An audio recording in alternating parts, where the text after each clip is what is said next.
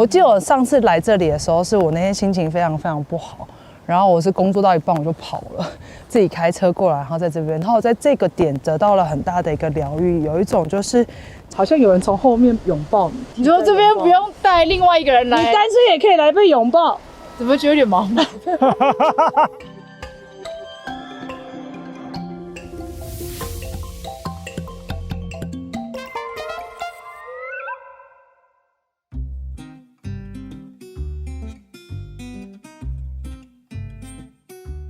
大家早安，早安。我们人在小油坑游客服务中心旁边。原本我们把明光老师从远方叫到台湾，然后要带他来看七星山的金字塔，结果金山崩塌，这样对吗？这样对吗？这边我们要去的所有的步道，就是你知道1、2、3，刚好就是我们要去的地方，它就这样封闭了。我没有听说这边有发生任何事情啊！那我跟明光老师说，不然我们找一个平台，就这样回，然后我们就去跑。什么会？它是理所当然的存在，它凭什么疯？凭什么？我们是不是对于大自然的接纳太理所当然了？我们没有想过它也有需要休息的时候。我道歉，我们大不敬，我们错了，对不起，我道歉。然后我们深深抱歉，三声不给力。好，我们再找别的地点吧。我们刚刚上不去小油坑那边嘛，然后我们决定来到梦幻湖。那这是我们今天爬山的 Plan B。阳明山它有非常多的就是物种嘛，所以有各式各样的精灵，你想得到的，其实一草一木皆是精灵。但梦幻湖这边比较像是一个有点像是那种孵育盆，你知道吗？培养皿吗？对，类似，哦，就是他们神奇宝贝都在这边，对，他们会在这鬼雪，对吧？他们会在这个地方慢慢的长成一个可以自由自在去其他地方游玩的一个状态，然后才会离开梦幻湖。所以我们就来这边看看，然后也想要让明光老师从你的系统里面看看这个梦幻湖为什么会有这样子的一个，为什么会有这么多神奇宝贝在这边？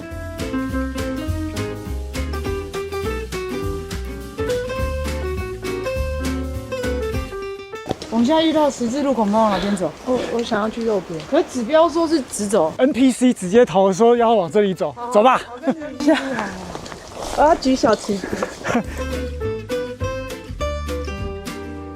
如果我们可以从上空看到的话，这边应该是有一个什么样的一个从下往上的能量在这里，所以这里会是一个蛮好的一个能量点。当然今天天气不是很好，可能在体感上面没有办法像我们在阿里山能感受那么的舒服，可是在这里有一点像是一种回馈给山的一些感恩的能量。就如果我们在平地对于山有所有的喜爱啊、感恩的话，会从这里这样上。你看我们这地方还是在山的那个谷地的正中央，是吧？对，哦中，间的。所以在谷地的正中间，一般来说是会有聚集的能力吗？还是一般的风水的风啊，或者是地脉啊，都是随着这个山的山势而来。然后呢，它会碰到水，水是什么东西？水是低洼，水是所有的水汽啊、流水啊汇集的地方形成湖。它山势碰到水的时候就会停下来，这叫遇水则止。我觉得梦幻湖以前应该是一个某种，可能是像你讲的，可能是一个洼地。后来因为崩塌啦、水流走啦，所以变成我们现在的地貌。但它的那个能量应该一直都聚集在这里。它是聚集了、挡住了大量的山，你可以理解吗？大量山碰到这里就停下来，大量山碰到这里停下来，所以能量都会汇集在这个点上。那这样子同理的话，是不是山的安部其实也是类似的状态？对啊，你看那边的植物也好，或者是各种这种动物啊，也会特别的多，然后也活得特别好。但我想知道罗盘这里有洞吗？这个位置是坤方，也就是山势跟我们的这个朝向，它这叫做坤向龙，就叫坤山入手。那一般来说，来龙所谓来龙就是山脉的意思。我如果在这地方要形成结穴，通常会在哪里埋呢？或者说哪里会有形成能量呢？就是在20公尺下面那个区域，可能就会是一个比较不错的穴位。所以我在想，你可能感受到的是那个穴在这地方形成了。聚集，它的来龙是这样，一路很顺的到这个地方来做一个叠段。你看我这边是不是突然下去了？对，这个叠段完下面一定会有一个平坦的地方，只是我们现在树木比较多，在那个地方就是穴。以前觉得能量不错的地方，都有可能被先人拿来作为坟墓，对不对？非常有可能，因为风水其实它很多人认为它是一个道家的东西，其实不是的，道家远远比这个东西晚出现很久。真正的风水在最早的时候，它是先民拿来去让那些故去的权力者也好，或是巫师，他们达到永生的。所以换而言之，它是一个最神圣的地方，或者是能量最强的地方，它才会被用作墓地。所以其实从能量点的角度来说，这个其实是不管你是哪一个宗教或者哪个系统里面，在从古早的时候，其实大家就有这样的概念，对，它是一致。大家应该都是会用不同的方法去探测这个地方的能量的强度来去做决定。像比如说，像大溪那个地方，它就是一个属于古墓群特别多的。像当初那什么林家啊，或者是那边什么这个很多刚来的这些人都会在那地方去选择，原因是因为汉人他们的偏好是一致的，但是他们会发现，在那地方也有很多的平埔族的墓地，但土地就是当下他们记录下来，觉得是有这个能量，是它是一个客观的分析后的结果，大家会得到相同的结论跟答案，可能就是在这个地方的前面或后面而已，大家偏好不同，但是都会在这个区域。OK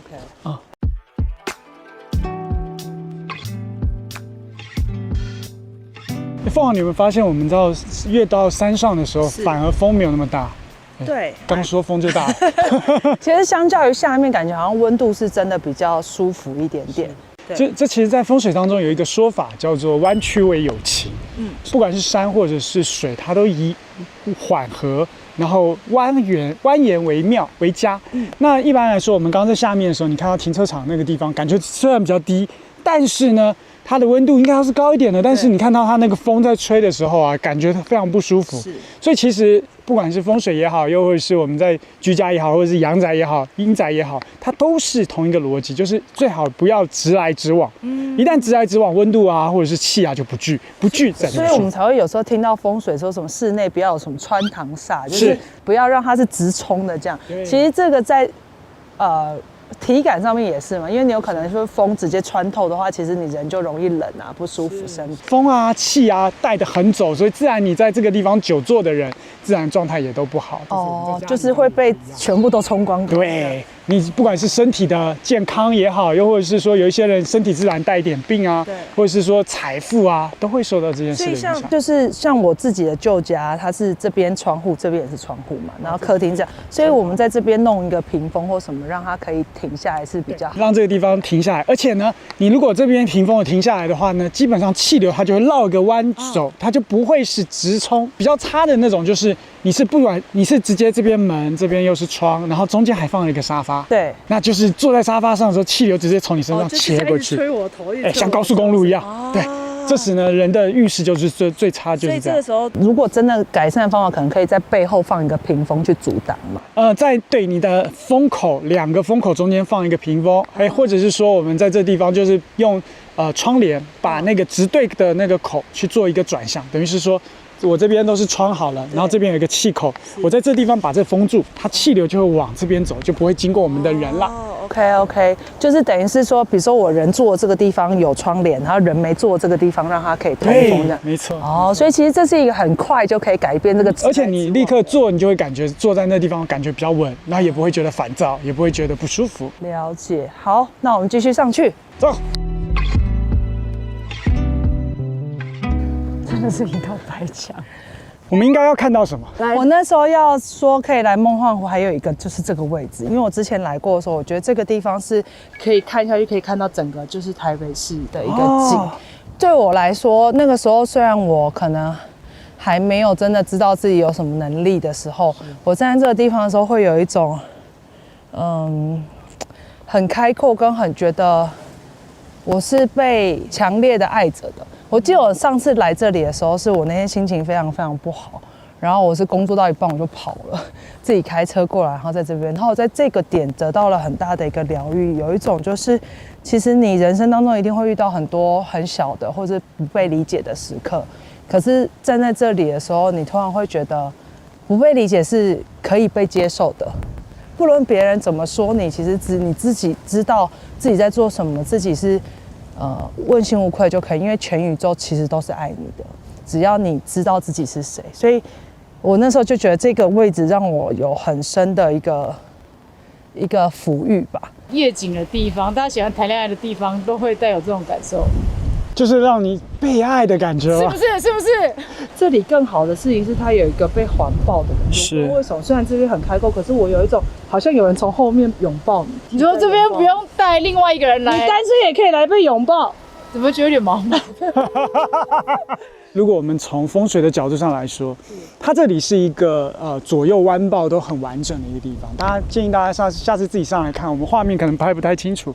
它的雨啊是横的下，现在风很大，雨也很大，但在这地方呢，你可以看到我头上除了刚才的雨是淋不到雨的，反而都没有任何的雨息。理论上风斜得下，应该到我的脸上才对，我在脸上都没有水，所以它这地方它的这个整个形式，它其实是很聚气的。哦 ，OK。聚气的地方，通常它的能量就会比较完整。你在这地方就感觉到一种，好像就是那种手机的无线充电一样，就在那边默默的，好像就有一种能量带上来。所以你这种被爱也好，或者是和环境的合一也好，那回到刚才我说那个大家会看夜景的那一种，像阳明山后山啊、文化大学后山啊这样子，那种点在风水上有什么特点？有点像你在101上面看夜景，是不是很漂亮？对对对。但是如果今天101前面的那个玻璃拿掉，你一定觉得风会狂来，直来直去，那种就不是属于好的地方，气就不聚。反而我们在这地方是气聚的，所以视野好，然后又不会被风跟雨这样一直打的地方，就是好的。对，所以那里在风水不是好地方，可能是谈恋爱的好地方。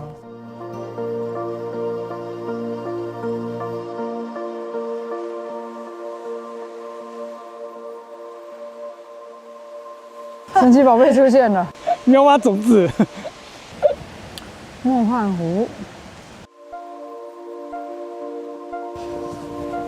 就这边就是我说，我觉得它从我的感觉来说，它很像就是我刚刚在下面讲到的一个精灵的孵育盆。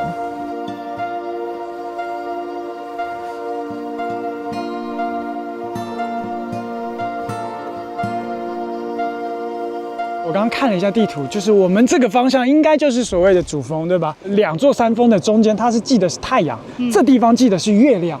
所以它其实一整个方圆几十亩地都是在做同一个目的的体系。你想这个地方它形成水区、水场，应该不是几万年的事，它可能是一路以来这么大个山，就这地方有水区，然后所以它是一个，你看嘛，任何跟水相关的都是跟月亮有关。哦，所以七星堆对，确实它就是一个堆起来很高的金字塔，然后它可以就很靠近太阳。这边的话，如果它就是一个凹下来的谷地，然后又有水，那就是跟太阳、跟月亮有关。你要不要这个灵感，我们验证一下？对啊，现在吗？你觉得你可以吗？可以试试吗？可以。